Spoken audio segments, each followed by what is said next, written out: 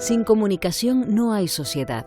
La humanidad se ha rodeado desde sus inicios del lenguaje oral, del visual y llegado el momento del escrito y del audiovisual, sin los cuales no seríamos lo que somos.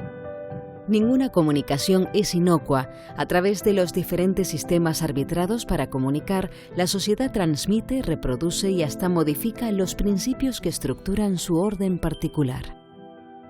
Desde las pintaderas hasta los periódicos, la radio o la televisión, desde Plinio el Viejo a la aparición de Internet, la cultura y el conocimiento se transmiten de generación en generación, representando la sociedad a la que pertenecen y en cierto modo transformándola también. En Canarias esto sucede desde la llegada de los primeros pobladores a las islas, que se valían de distintos métodos de comunicación como el lenguaje oral, las inscripciones y el silbo. En el estado de conocimiento que tenemos en la actualidad, la lengua que los aborígenes canarios hablaban eran una modalidad del bereber. De todas las palabras que perviven en la actualidad de origen guanche, el 85% son topónimos, un 10% serían nombres comunes, y un 5% solo vendrían a ser antropónimos, es decir, nombres de personas, tanto sean el nombre de pila o del apellido. Hay topónimos que conocemos su significado y otros, la gran mayoría, de los que desconocemos su significado. Podemos intuir algún tipo de significado por la reiteración de determinados segmentos léxicos que hay en cada uno de ellos. Por ejemplo, la palabra gara no ha quedado en ningún nombre, salvo el antropónimo, salvo el nombre de persona, de mujer, no ha quedado en ningún topónimo de manera aislada, pero sin embargo sí aparece reiterado en multitud de otros topónimos, Gara, Jonay, Gara, Fía, etcétera, etcétera, etcétera. Y posiblemente el segmento léxico Gara significaba peñasco o roque. El silbo surge por una necesidad de comunicación, de una comunicación a distancia. La voz o el grito, en situación normal, no llega más allá de 300 metros, pero el silbo, en condiciones normales, puede llegar hasta 3 o 4 kilómetros. Y ese es el sistema que utilizaron para comunicarse en las islas de una orografía mayor quebrada, fundamentalmente de barranco a barranco, de ladera a ladera de un mismo barranco. El fenómeno de la comunicación del lenguaje silbado es un fenómeno traído por los aborígenes, que se usó en todo el archipiélago, excepto en Fuerteventura y Lanzarote, y que la denominación que en la actualidad se da al silbo gomero es al de la Gomera, pero con el mismo merecimiento y razón podría hablarse del silbo herreño, del silbo tinerfeño, del silbo gran canario, en definitiva del silbo canario.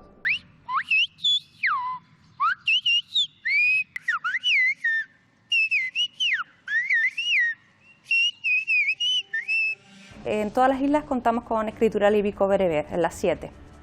Además, tal y como ha demostrado Renata Springer, pertenecen a un mismo alfabeto. Esta escritura debió de haber llegado desde la vecina costa norteafricana, ya que algunas inscripciones rupestres de Tafilalt, Valle del Dra y Sáhara Occidental pues son las que guardan más semejanzas con las Canarias. Esta escritura es de tipo alfabético, que representa principalmente las consonantes, y seguramente se gestó a mediados del primer milenio antes de Cristo, en Numidia, que era un reino vecino de Cartago, situado en el norte de Túnez y de Argelia. La escritura se emplea fundamentalmente para el uso funerario, es decir, para los epitafios de las lápidas. Sin embargo, más al sur vemos un comportamiento distinto, tanto en la zona presahariana, sahariana y en Canarias. Observamos que hay una preferencia por el soporte rupestre y necesariamente no hay una vinculación con el mundo funerario, sino que la escritura se usa en zonas de aprovechamiento de recursos naturales, en cruces de caminos bien de trashumancia o para el tráfico caravanero. Normalmente la escritura se suele asociar a la élite, ¿no? Eso lo vemos claro en la escritura jeroglífica egipcia, la cuneiforme. En Canarias es posible que gran parte de la población conociera la escritura. Aparte de que es una escritura alfabética, que tiene un uso popularizado en las zonas meridionales del norte de África, se observa que se graba en sitios externos para ser vistas y posiblemente para ser leídas, con lo cual es posible que el conjunto de la población, o por lo menos gran parte de la población, conociera la escritura. Las pintaderas son instrumentos realizados en barro cocido que se componen de un cuerpo y de un apéndice. Aparecen repartidos por todo el territorio insular de la isla de Gran Canaria, solo en Gran Canaria y siempre en yacimientos domésticos. Ahora bien, ¿para qué se emplearon las pintaderas?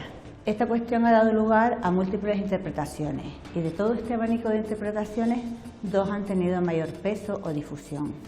Una ha defendido que las pintaderas se destinaban o servían para la decoración corporal de los antiguos canarios. ¿Cómo? Impregnando la pintadera en almagre, un barro de color rojizo, y a continuación estampando la pintadera sobre la piel. Sin embargo, otra segunda interpretación ha defendido que servía para la identificación personal o familiar en los graneros colectivos. ¿Cómo? Estampando la pintadera sobre una masa de barro, una pella de barro, superpuesta a las puertas de madera que cerraban los silos. En el año 2013, el Museo Canario finalizó un estudio sobre este material, aportando una nueva interpretación. Esta interpretación lo que viene a defender es que posiblemente las pintaderas formen parte de un lenguaje de comunicación, un lenguaje visual, un sistema de comunicación visual, en el que los antiguos canarios reconocerían algún tipo de dato o de información que nosotros en la actualidad no somos capaces de interpretar o de precisar, pero que ellos sí. ¿En base a qué argumentamos esta interpretación? En primer lugar, a que las pintaderas se repiten con frecuencia, es decir, el mismo modelo o tipo de pintadera se repite una y otra vez. Además, ese mismo modelo puede aparecer en diferentes localidades o yacimientos de la isla de Gran Canaria. Y finalmente, porque cada uno de los motivos geométricos que se representan en esas pintaderas son semejantes a los que vemos en otras manifestaciones artísticas. Véase, por ejemplo, algún ídolo, algún bolso, las paredes de la boda pintada y muy especialmente los recipientes cerámicos, que con frecuencia aparecen decorados por su superficie exterior. Por tanto, la conclusión que podemos aportar con este trabajo es que las pintaderas son instrumentos que reproducen lo que en ellas se están representando y que esas representaciones son semejantes a las que vemos en otras manifestaciones, formando parte de un sistema de comunicación visual, de un lenguaje visual. La colonización europea de Canarias supuso un cambio radical en los modelos de comunicación. A la lengua de los aborígenes, emparentada con el bereber pero evolucionada de forma diferente en cada isla, se sumarían entonces los idiomas de los colonos, castellano, portugués, toscano, flamenco, además de las lenguas de los esclavos africanos y berberiscos. Los intérpretes se convertirían entonces en piezas fundamentales en las relaciones de convivencia. Desde el primer momento, tanto en Lanzarote como en Fuerteventura, los franceses utilizaron intérpretes para relacionarse con la población. Igual que en Gran Canaria, pues conocemos a Juan Mayor, a Fernando Buenarteme, o en la conquista de Tenerife sabemos que hubieron pues, encuentros para que existieran bandos de paz, y no lograron con todos que fueran bandos de paz, sino que hubieran bandos de guerra y bandos de paz. Y lo mismo sucedió pues, en La Palma. Cuando la sociedad canaria diríamos que ya terminó el conflicto de la conquista como tal en todas las islas, lo que sí ocurrió fue que posiblemente una parte de la sociedad aborigen no adquirió las nuevas lenguas castellanas y lo que hizo fue pues, refugiarse pues, en zonas como Artenara, pudo refugiarse en zonas como Tejeda, donde posiblemente rudimentariamente pudieron hablar algo del castellano, pero evidentemente un grupo posiblemente bastante nutrido se fue adaptando a nuestra sociedad, a la nueva sociedad que venía, ¿no? a la sociedad castellana. También tengamos en cuenta que empiezan a aparecer otros grupos étnicos, por ejemplo los moriscos que vienen de África y donde es necesario tener intérpretes para entrar en África a conseguir pues, prisioneros, en este caso esclavos que podamos tener aquí o incluso intercambiar por más esclavos cuando se va de nuevo a la costa africana. Y a su vez los intérpretes empiezan a ser variados y múltiples también con respecto a las colonias que se van asentando en las islas relacionadas con el comercio, por ejemplo, holandeses, portugueses, ingleses, franceses. El intérprete siempre estuvo presente en las islas. Lo único que sucedió es que fue evolucionando en función de la demanda que había, ¿no? Al mismo tiempo que se desarrollan las sociedades, los sistemas de comunicación también se vuelven más complejos. Como durante siglos el pueblo por lo general no sabía leer ni escribir, los pregoneros, los sermones religiosos, los cuentos infantiles o el teatro se convirtieron en los canales de transmisión de normas y valores sociales. La Iglesia desempeñó un papel primordial en el desarrollo de la comunicación, pero también se ocupó de su control casi absoluto. Los libros prohibidos eran libros que estaban inscritos lo que se llamaba el índice general y que no podían ser consultados bajo penas incluso económicas, de cárcel, de confiscación, no solamente por las cuestiones de fe primero y principal, que también plantearan cuestiones relativas a la astronomía, a los horóscopos, todo lo que fuese ese mundo del más allá. Por supuesto, también relativo a cuestiones lascivas. Era una manera de ejercer un control ideológico sobre el contenido, digamos, o el programa oficial de la Iglesia. No hay que olvidar que los particulares también tenían libros y que esos libros estaban también vigilados y tenían que estar controlados. Al principio lo hacían los religiosos y posteriormente la Inquisición empezó a demandar su presencia en ese control.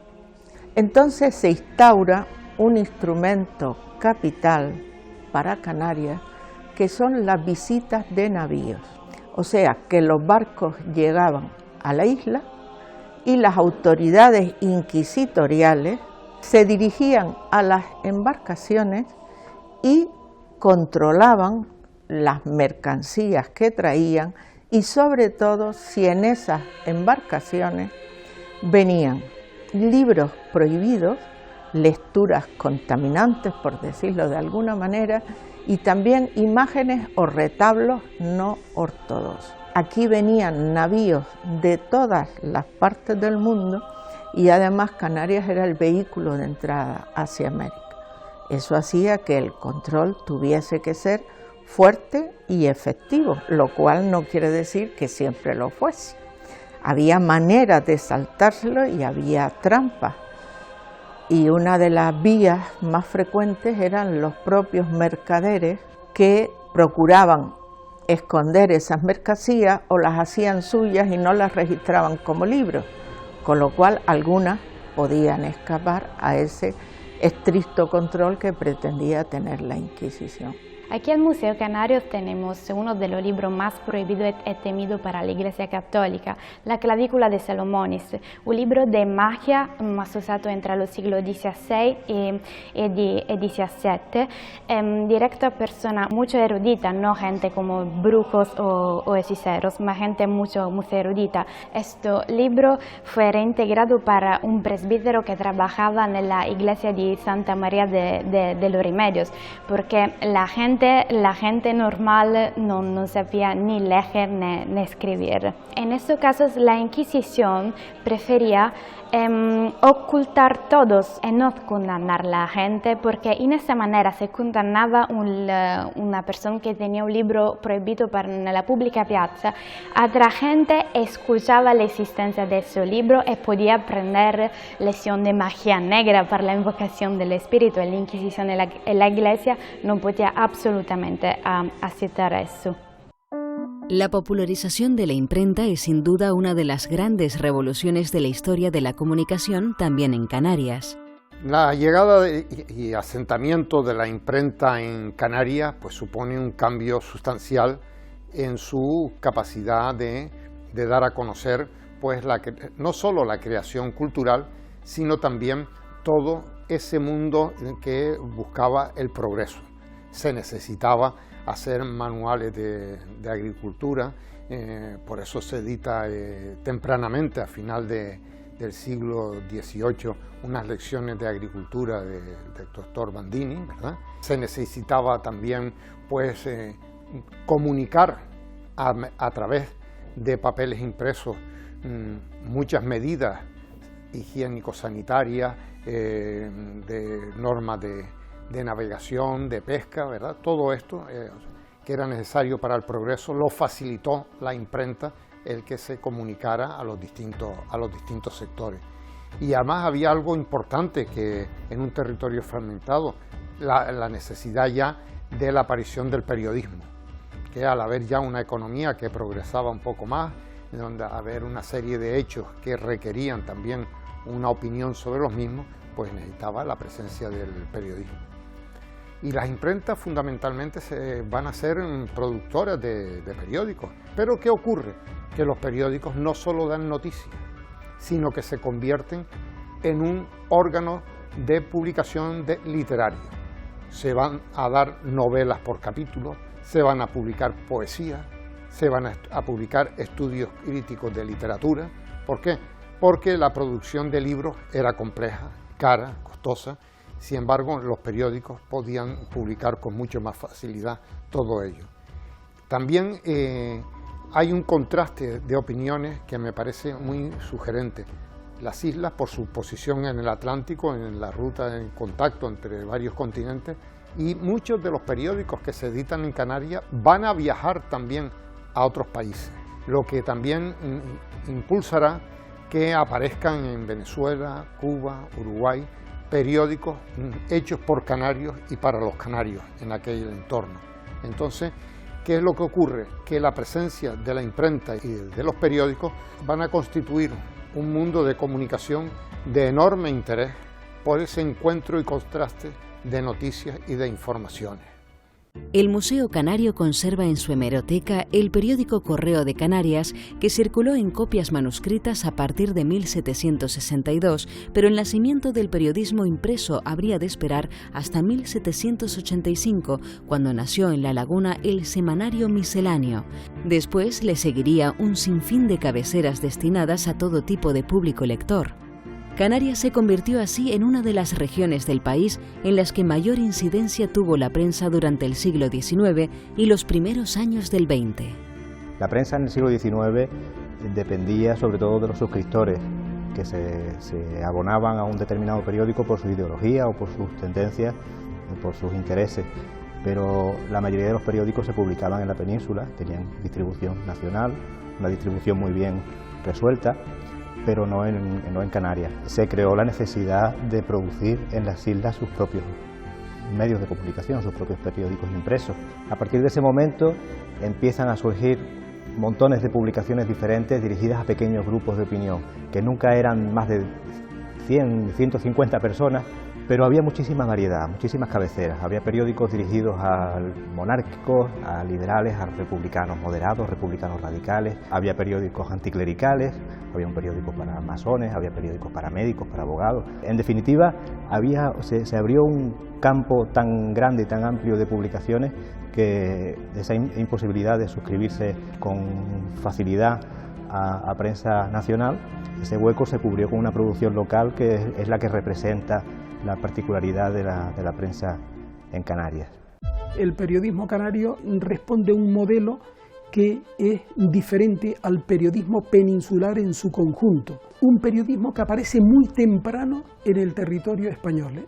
En esa época, muy poquitas ciudades en la península habían editado un periódico impreso. Canarias se caracteriza por una vocación periodística muy acentuada. Por ejemplo, el primer diario que aparece en Canarias, que es el Atlante, aparece en los años 30 del siglo XIX, aparece antes que los primeros diarios de ciudades como Bilbao. Nosotros siempre hemos tenido relaciones muy intensas con Inglaterra. En el siglo XIX, finales del siglo XIX, ya se editaban periódicos escritos íntegramente en inglés.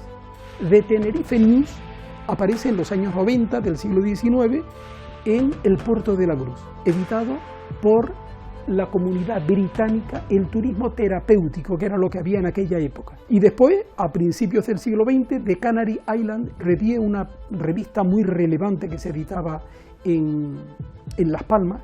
Ese es otro rasgo muy abierto al exterior. Y después también hay periódicos canarios editados en Cuba, en Buenos Aires, en Montevideo, en Venezuela. Ese periodismo canario de la emigración se distingue del periodismo que hay aquí en las Islas Canarias, porque es un periodismo que desde la distancia se ve el archipiélago como un todo homogéneo, y es un periodismo esencialmente regionalista.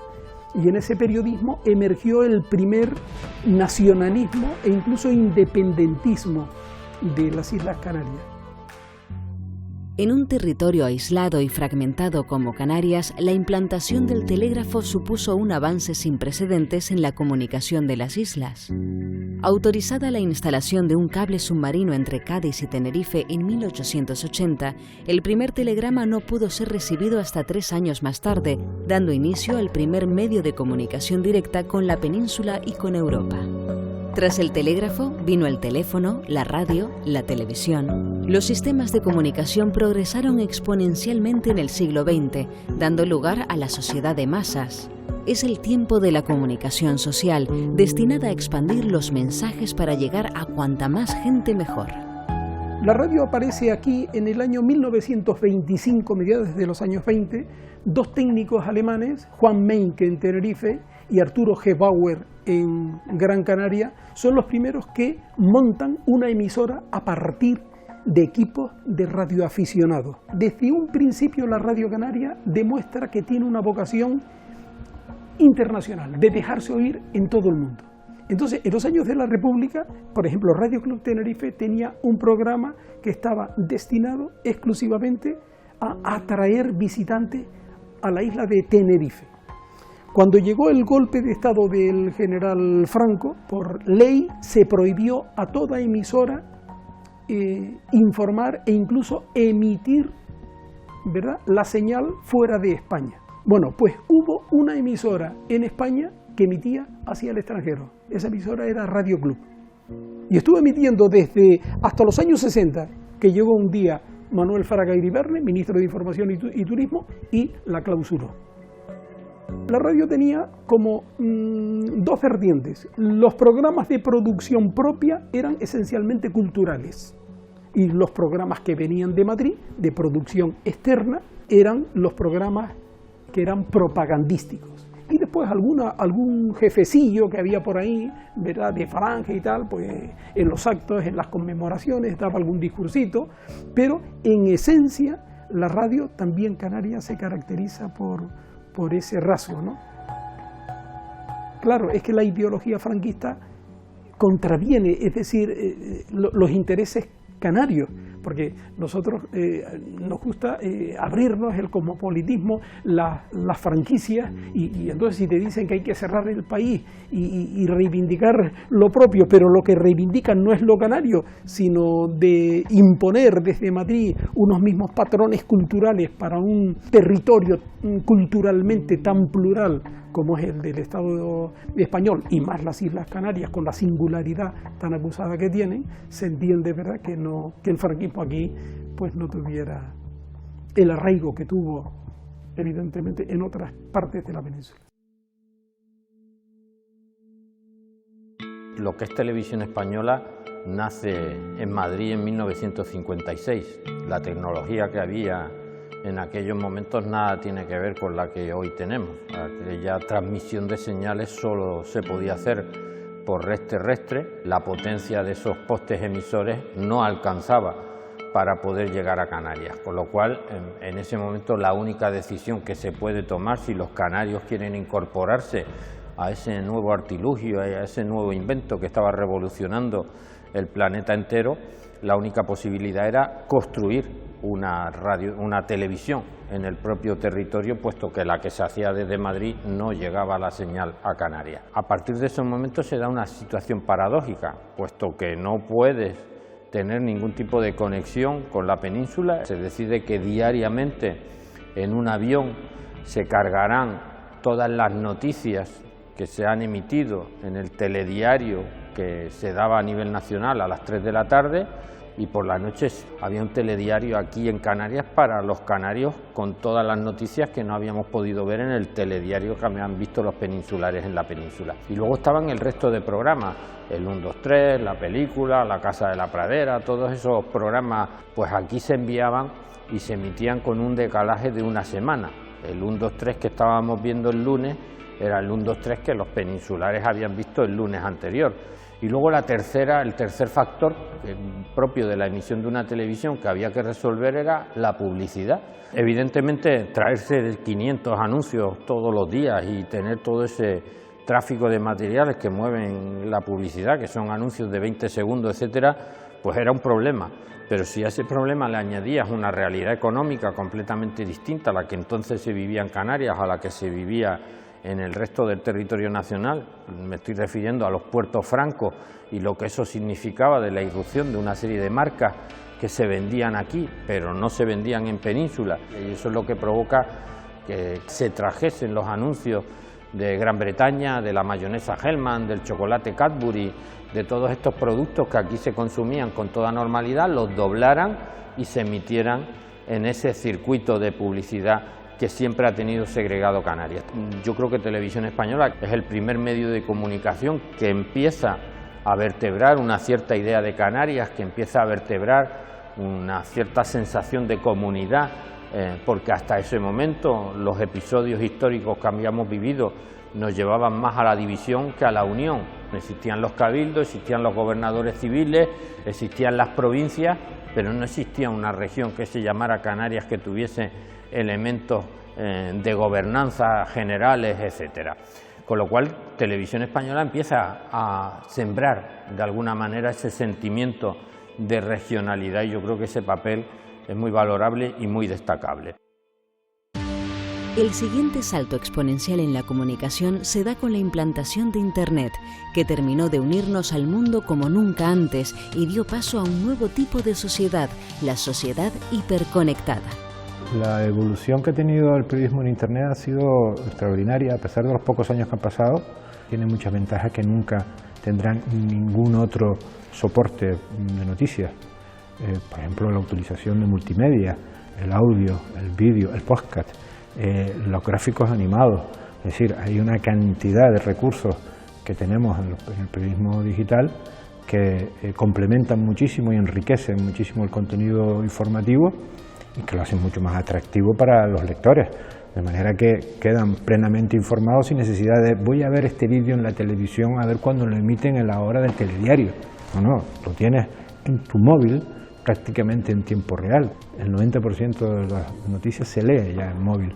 Eso está dejando atrás cualquier tipo de soporte. Todavía la gente no escucha masivamente la radio en el móvil, pero el periódico de Internet se ve masivamente en el móvil. Con el advenimiento de las redes sociales como mecanismo de control social, los usuarios dejaron de ser simples receptores de contenidos y pasaron a ser sus creadores. ¿Por qué las redes sociales son el gran peligro de la información en Internet? No digo del periodismo, sino de la información. Pues porque, siendo como es un instrumento súper democrático, de acceso libre a todas las personas, sin embargo, precisamente esa libertad y ese anonimato en el que muchos se pueden apoyar, porque es libre, son redes libres, son soportes libres, pues están sirviendo para muchas personas y organizaciones manipular a la ciudadanía, pero para manipularlo con una broma, que puede ser una broma de mal gusto o de buen gusto, falta de respeto a la gente, también lo vemos muy a menudo, insultos, odio, generación de odio hacia colectivos vulnerables como las personas migrantes o como las mujeres, como el feminismo, por ejemplo. Hay ataques que son absolutamente intolerables en democracia, pero que sin embargo tenemos que soportar porque uno de los pilares de la democracia es la libertad de expresión, pero también está el límite del respeto a las personas, a las minorías, de no fomentar el odio, etcétera, ¿no? Frente a eso, esos intentos por manipular a la ciudadanía tiene que erigirse siempre como contrapeso el periodismo serio y riguroso. El periodismo a la carta, los programas a la carta, tanto de televisión como de radio, ya se está viendo que prosperan, que funcionan. Ya se acabó eso de sentarse en el televisor, toda la familia junta a ver el telediario. en fin, por el ritmo de vida que llevamos, pero sobre todo por el acceso a la información en tiempo real cuando quieres, en el momento que tú la necesitas. Yo creo que la información a la carta, tanto en podcast como en vídeo, todo eso lo está teniendo ya la ciudadanía al alcance de su mano, en su móvil, en su tableta, en su ordenador. Cuando ya el 5G se extienda, la capacidad que vamos a tener de acceso a información va a ser extraordinaria. El proceso comunicativo es esencial para la vida en sociedad. Permite que los seres humanos se expresen y compartan información entre sí, establezcan relaciones, lleguen a acuerdos y sean capaces de organizarse. Vivir pasa necesariamente por comunicarse.